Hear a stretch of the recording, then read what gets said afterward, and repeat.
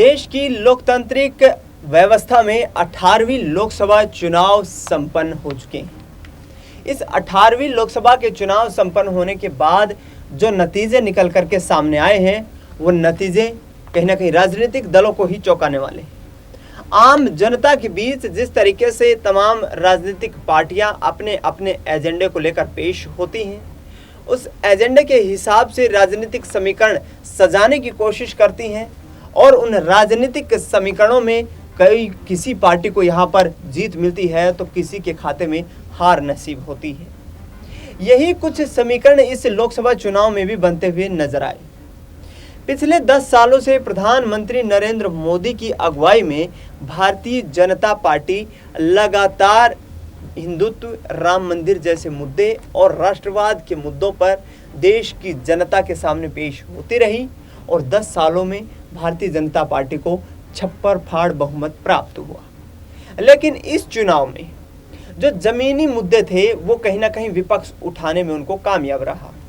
विपक्ष के तमाम नेताओं की तरफ से महंगाई, बेरोजगारी, देश में काला धन लाने की बात हो, हर साल 2 करोड़ रोजगार जनरेट करने की बात हो, प्रधानमंत्री से पेट्रोल के दाम और डीजल दाम सस्ते करने की बात हो, चाहे फिर डॉलर का बढ़ता रेट उसको घटाने की बात हो, ये मुद्दे लेकर विपक्ष देश के मतदाताओं के बीच में पहुंचा। मतदाताओं के बीच जब विपक्षी पार्टियां यहाँ पर जिस तरीके से राजनीतिक समीकरणों को साधने के लिए गई तो उस दौरान पाया गया कि देश में इस वक्त महंगाई, बेरोजगारी का आलम पिछले 10 सालों की तुलना में अधिक है। और ऐसे में देश के मतदाताओं ने भी यहाँ कहीं ना कहीं विपक्षी दलों पर अपना विश्वास जताया।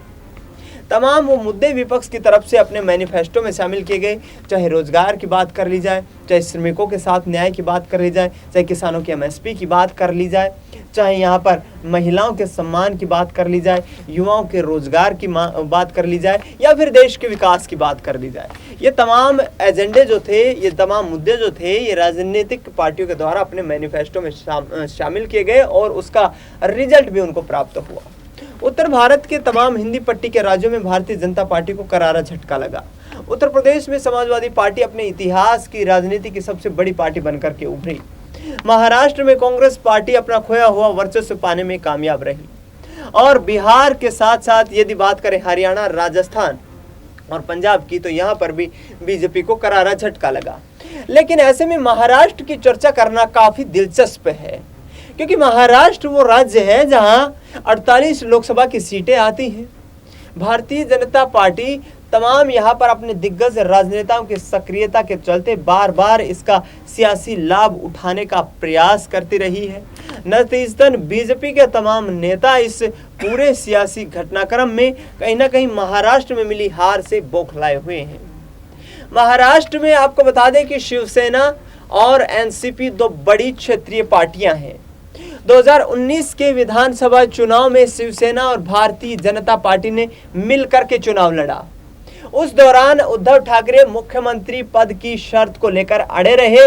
भाजपा ने उन्हें मुख्यमंत्री नहीं बनाया, लिहाजा शिवसेना की तरफ से उद्धव ठाकरे ने अपना समर्थन वापस खींचते हुए एनसीपी और कांग्रेस के साथ समर्थन लेकर के सरकार बना ली और मुख्यमंत्री की कुर्सी पर विराजमान हुए। लेकिन कुछ ही वक्त के बाद बीजेपी ने शिवसेना में यहां पर सेंधमारी कर दी।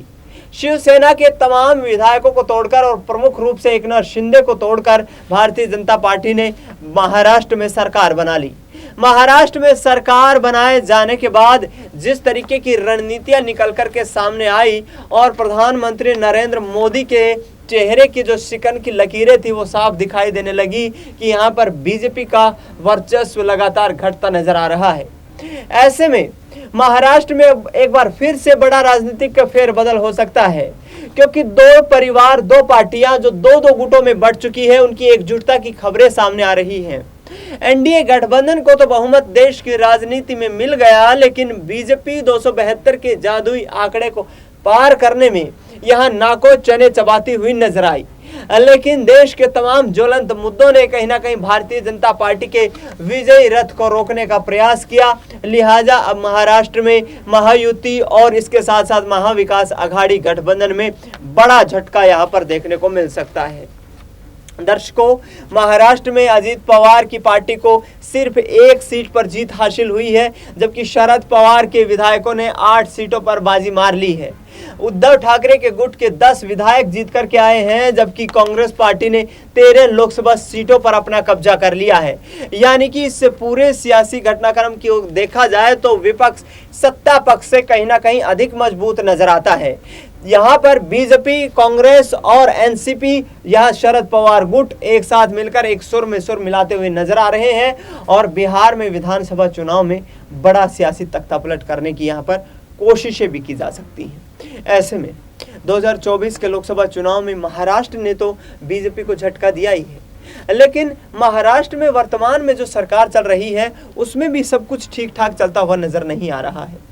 एकनाथ शिंदे अपनी पार्टी के प्रदर्शन से काफी नाखुश नजर आ रहे हैं। एकनाथ शिंदे की जिस तरीके से पार्टी का जो प्रदर्शन रहा वो औसत दर्जे से भी कम यहाँ पर साबित हुआ, लिहाजा उद्धव ठाकरे के गुट में एक बार फिर से उनकी एंट्री होती हुई दिखाई दे रही है।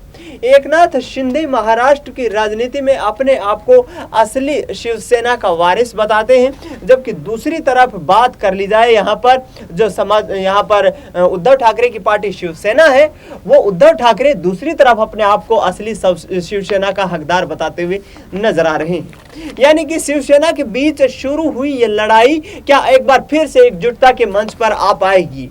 शिवसेना 2 भागों में जो बट गई थी, क्या भारतीय जनता पार्टी से अब उनका मोह भंग हो चुका है? शिवसेना भारतीय जनता पार्टी की कार्यशैली से क्या अब खुश नहीं है? क्योंकि उद्धव ठाकरे के ये बयान काफी कुछ अपने आप में स्पष्ट कर देता है कि महाराष्ट्र में विधानसभा चुनाव में बड़ा फेरबदल हो सकता है और तमाम दल यहाँ पर जो प्रमुख रूप से हिंदुत्व की राजनीति करने वाली शिवसेना है वो यहाँ पर एकजुट होती हुई नजर आ सकती है। इसके साथ साथ राजनीति के तमाम जानकारों का ये कहना है कि शरद पवार अपने भतीजे अजित पवार को एक बार फिर से अपनी एनसीपी पार्टी में शामिल कर सकते हैं और ऐसे में महाराष्ट्र में नई सरकार बनाने की रूपरेखा तैयार कर सकते हैं। दर्शकों, इस लोकसभा चुनाव में काफी कुछ इंटरेस्टिंग ये भी देखने को रहा कि जो भारतीय जनता पार्टी राम मंदिर जैसे बड़े हिंदुत्व के मुद्दे को लेकर मैदान में उतरी थी, वो मुद्दा भी उनके लिए काम नहीं आया और यहाँ करारी शिकस्त का सामना करना पड़ा। लेकिन सवाल ये खड़े किए जा रहे हैं कि आखिरकार जो परिस्थितियां इस वक्त देश में बनी हुई हैं, विपक्षी नेता ये कहते हुए नजर आ रहे हैं कि किसी भी वक्त देश की सत्ता में बड़ा यहाँ पर सियासी खेल हो सकता है और इस सियासी खेल में इंडिया गठबंधन एक बार भी अपनी सरकार बनाने पर विचार यहाँ पर कहीं ना कहीं संकोच नहीं करेगा।